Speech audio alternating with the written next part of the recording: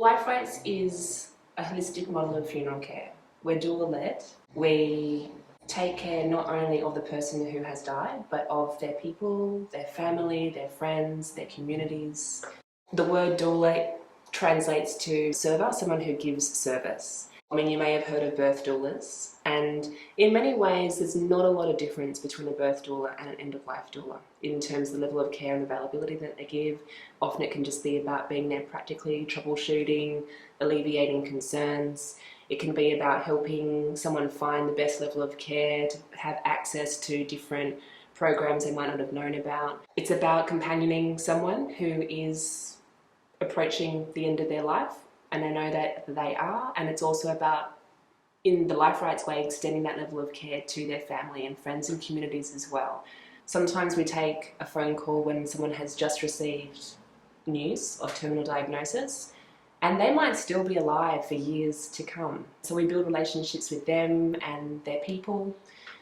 And being doula-led also means that we're very aware of the need for compassionate support, check-ins, being available, and that it's not just about the ceremony. I can be present for people as a patient advocate. So what that is somebody who is able to meet people as they're entering the medical model and the health system and help them navigate it and really have their back as they process and integrate what is often life-changing news and serious illness. I can be available as a counsellor to support the person themselves who's living with the life-limiting or life-changing illness and their families. People are starting to approach holistic funeral directors before their person has died, as they're dying, because they want to be more involved, they want to know more. And the death literacy movement has really communicated a very simple maxim and truth to people, which is it's never too early to begin conversations about mortality, about death, about illness, about dying, about after-death care, but it can be too late.